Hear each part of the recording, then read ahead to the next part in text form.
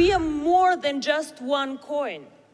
We create the world around this coin. Well, that is Dr. Ruja Ignatova, the Bulgarian businesswoman who went missing after convincing 1.5 million people to invest in her cryptocurrency. She was very impressive, educated at Oxford, a financial genius who featured on the cover of Forbes, sort of. Glamorous too, dressed in ball gowns and diamonds, she made people believe they could be rich just like her. And then, one day in 2017, she suddenly disappeared.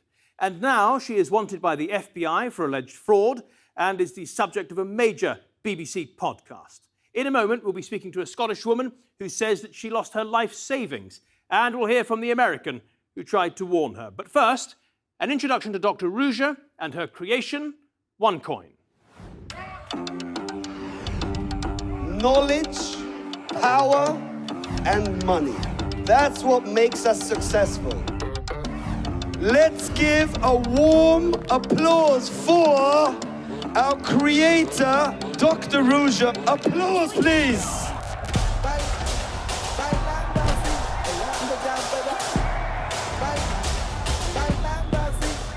Onecoin will be the #1 cryptocurrency worldwide. Nobody else has such a coin like ours. That's what I'm talking about.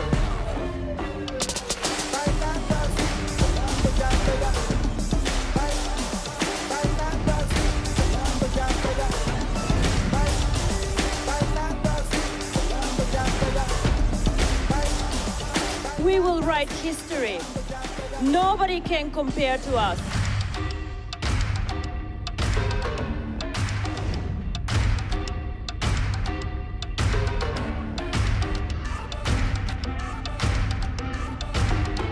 Authorities say it was nothing more than a $3 billion Ponzi scheme. It's not Ponzi scheme or a pyramid scheme, but a criminal network. It was just a matter of time before somebody comes out with some scammy coin, okay? In some strange way, this is a remarkable achievement. To have fooled so many people and then to have vanished off the face of the earth. We get criticized so much. We are a network marketing company. We're not a real cryptocurrency or whatever I hear out there. But we will do something that nobody else does and teach these people.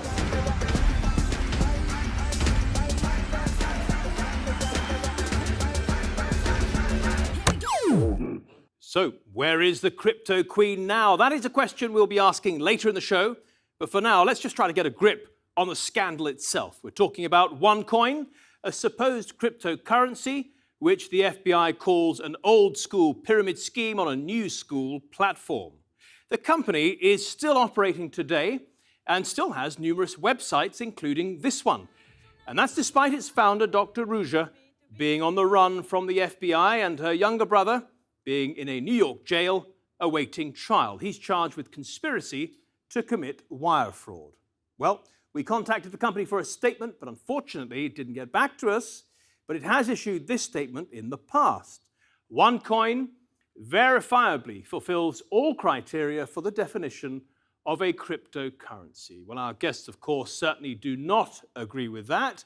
They are Jen McAdam up there, who says she lost all her savings to Onecoin, and Tim Curry, he's the cryptocurrency expert who first warned Jen that she was being conned. Jen, welcome to the show. We'd like to start with you. Just exactly how much did you lose and what effect has it had on your life?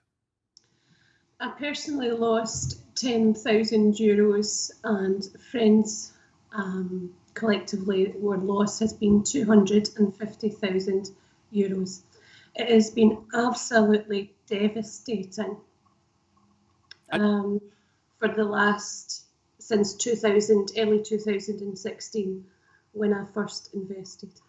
And Tim, you tried to warn Jen after she'd made the investment. What is it about Onecoin that first made you suspicious? I first was approached to check out this new cryptocurrency in March of 2015. And so I went to the website, and at the time, it was a pretty new company, only about 6 months old. And the website itself just had a ton of grammar and spelling errors, and it just wasn't very well designed. And most particularly, the lexicon that was portrayed on the website just didn't jive with someone whom would know something about cryptocurrency and be talking about it. And the company itself didn't accept cryptocurrency and wouldn't for another 19 months after it started. Now, Tim, you've spent a lot of time over the past couple of years getting in touch with investors, trying to warn them, despite, you say, death threats. Why do you do it? Why do you keep on persisting like this? There's 3, maybe 4 reasons, and they're in this order. The insertion of these criminals into the cryptocurrency space causes regulatory or hyper-regulation is what I call it, because governments don't understand the technology or are just catching up to it. And so they're going to regulate it to protect the people or whatever the case, and that's going to stifle innovation. Secondly, the public perception of cryptocurrencies in general, particularly Bitcoin, because that's the one most people think of, are going to be tarnished by these types of scams. Thirdly, and lastly, of course, the human element. A scam this size or any scam really leaves a trail of financial devastation in its path. Tim, I hate to put you on the spot like this, but, you know, we spoke to one of Onecoin's big sellers on the phone, and he basically accused you of working against Onecoin in order to benefit a rival cryptocurrency. Have you heard that before? And is there any truth to it? I've heard that since the very beginning, and we've been called everything in the PONZI playbook. And when I say PONZI playbook, this is something that all Ponzi scams and pyramid schemes use, is they call anyone who speaks out against them haters. They accuse them of being jealous. They accuse them of being paid. And this is ironic because it doesn't matter which scam, it's the same types of terminology. And this is all passed down to the members from the leaderships. And it's to deflect the responsibility that they take upon themselves. Bitcoin is a decentralized, distributed, and open source cryptocurrency and network that there is no leader, there is no CEO. There's no way that someone can benefit directly by talking about or sharing the news about Bitcoin. It's more of a philosophy, an ideology, taking back the power from corporations and big banks who've, proven time and time again that they're some of the most corrupt entities and biggest money launderers on earth. Okay. Now, Tim actually approached Jen back in November 2016 to tell her that she was part of a big scam, in his opinion. But Jen, who'd invested her life savings, well, she just refused to believe him at first. And she actually recorded the conversation on Skype. Here's a bit of it.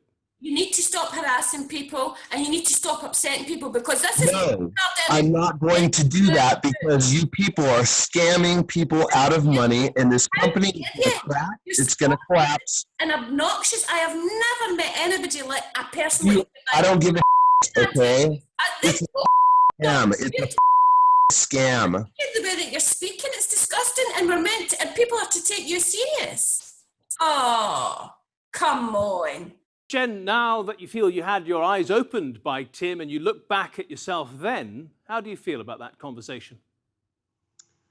I just feel, I listen to myself and I can't believe that is me.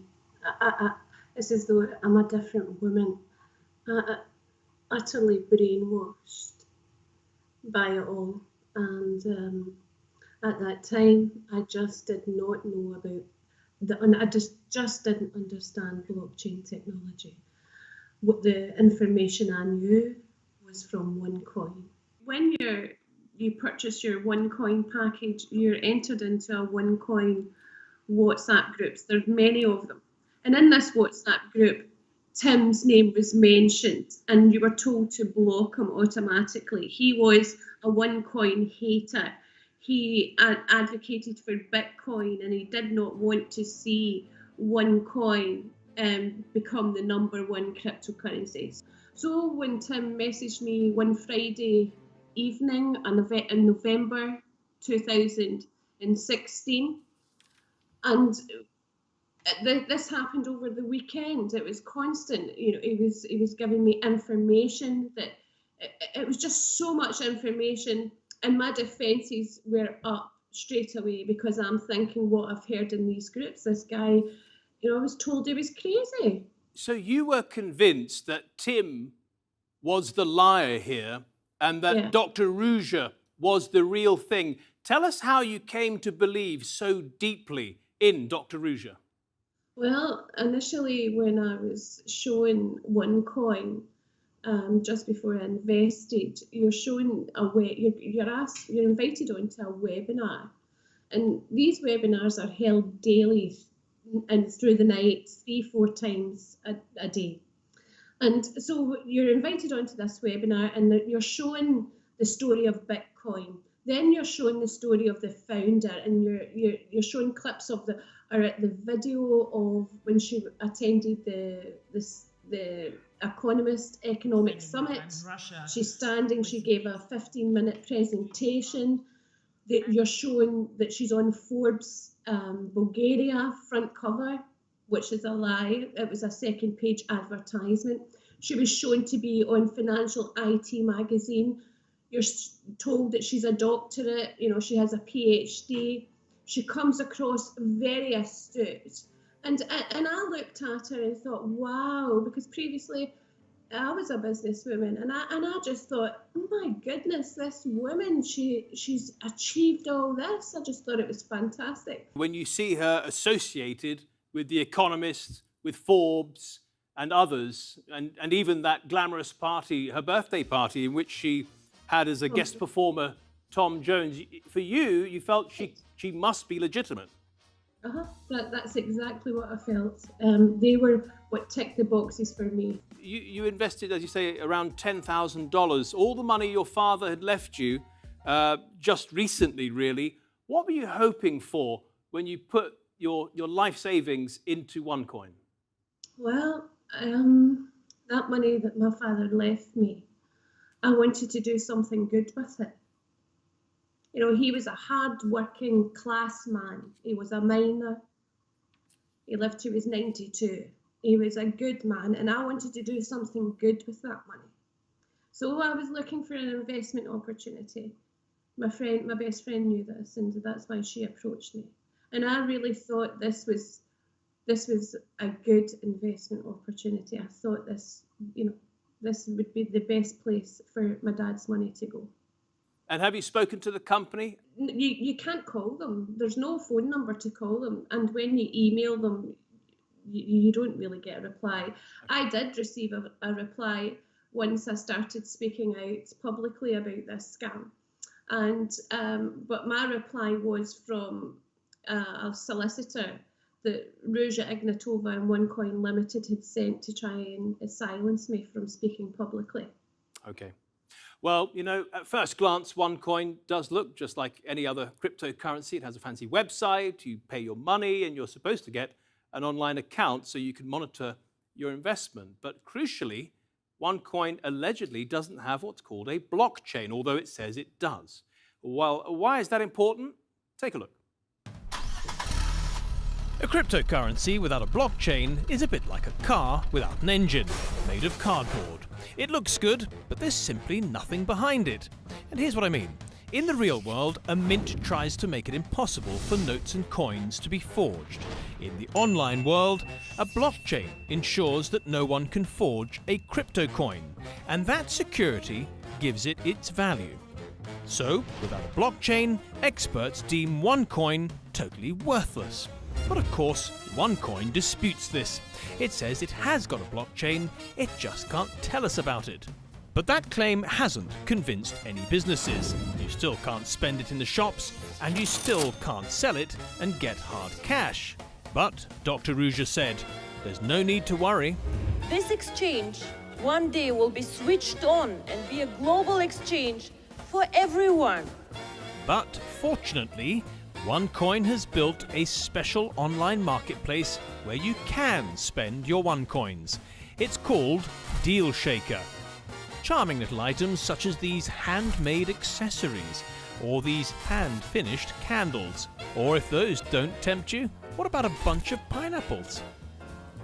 It's hardly Amazon, is it? In fact, the closer you look at Onecoin, the more it looks less like a cryptocurrency and more like a massive pyramid scheme. Dr. Ruja and her inner circle seducing investors who unwittingly sucked in others. The upper echelons made commission, but nearly everyone else lost out. Well, as I mentioned, we've been speaking to one of Onecoin's big sellers, and he insisted that Onecoin does have a blockchain and that there were 2 independent German reports supporting this claim. Let's go to Tim again. Tim, what do you make of that? The whole point of a blockchain is to be able to have an immutable ledger to be able to verify transactions. They took place, they're timestamped, things like that. Onecoin has never had anything like that. And what about these German reports, that they claim to have, that verify their blockchain? They're bogus. If I pay an attorney or a lawyer enough money, they'll write pretty much whatever I want and indemnify themselves in writing that. And they don't prove anything whatsoever. Now, while we were not able to reach Onecoin's head office in Bulgaria, we were able to speak to a computer programmer who says Onecoin asked him if he could build a blockchain for them in 2016, but that was 2 years after the company launched. They were not anywhere close to a cryptocurrency of any kind, and they still are not. I have still not seen any proof that there is any type of even local blockchain there. When you do transactions in Onecoin, they don't go anywhere close to the machine that's showing the blockchain. There's no connection between the transactions being done and the blockchain that they're showing or the simulator that they're showing. Tim, do you just want to make sense of that? Because when people look at the charts of Onecoin and the value is going up and up and up and up, what exactly are they looking at? They're looking at numbers on a screen that someone made up and invented to keep people kind of hooked and having hope.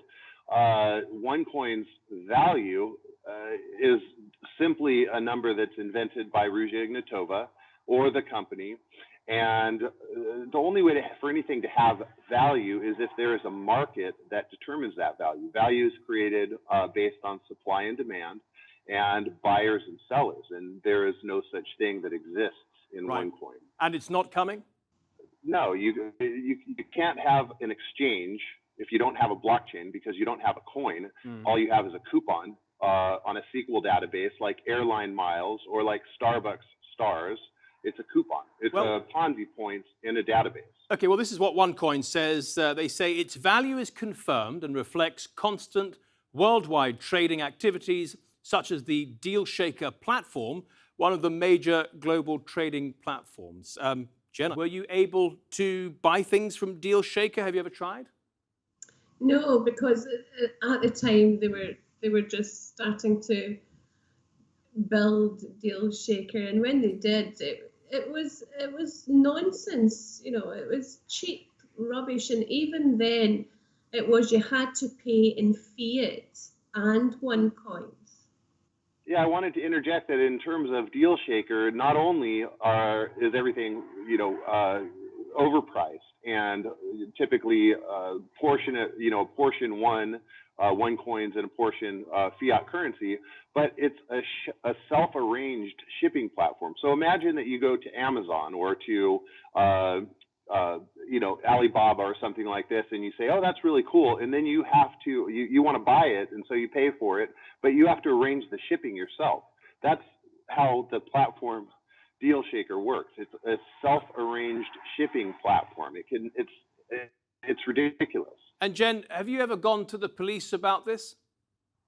Yeah, when I reached out to Tim again in March 2017, I remember he said he had a contact he was speaking to in London City Police Fraud Laundering Unit. So I asked him, could I have that contact number?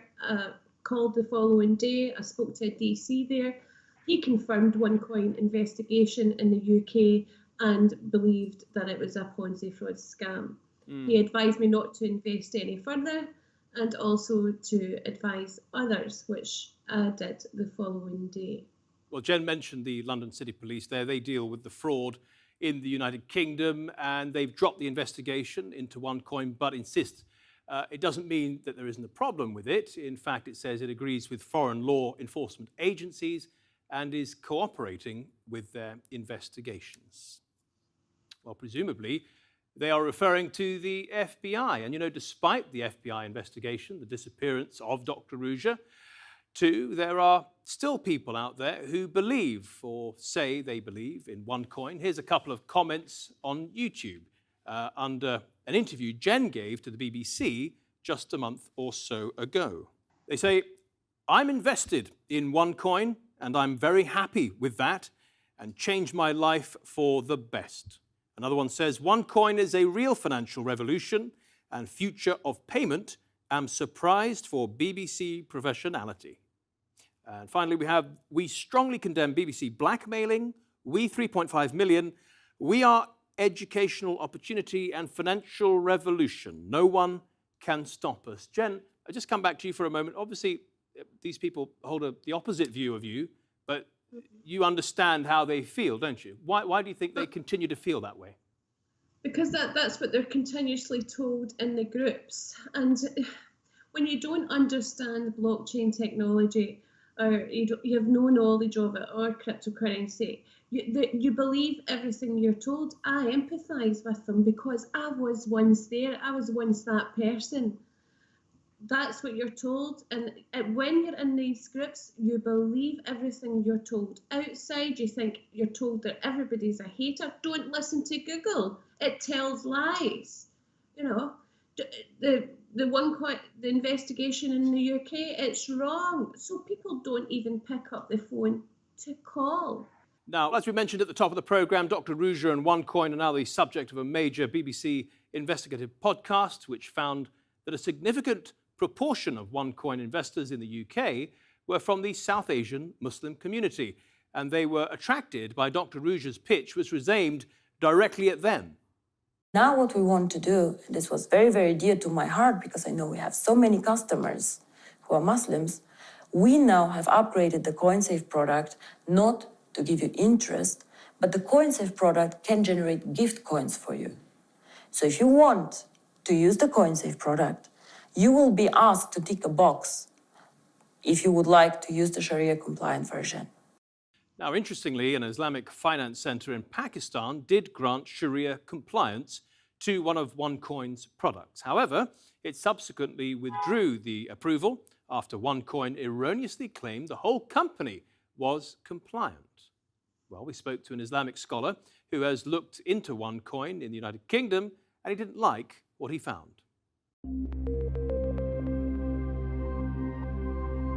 So when Onecoin was sort of catching up a bit of a sort of speed and interest from the community, members started to get in touch with me saying, is this halal? Is it legal? Am I allowed to invest in this thing?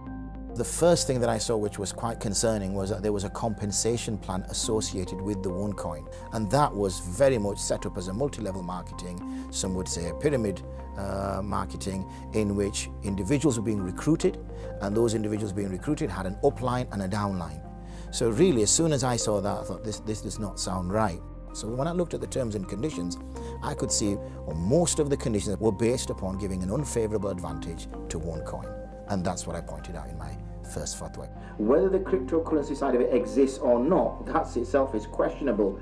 So, you know, people have taken massive decisions thinking that it's a winner, and it's not because they've sat down with a financial advisor and looked at the scheme and thinking, is this something that's going to be fine?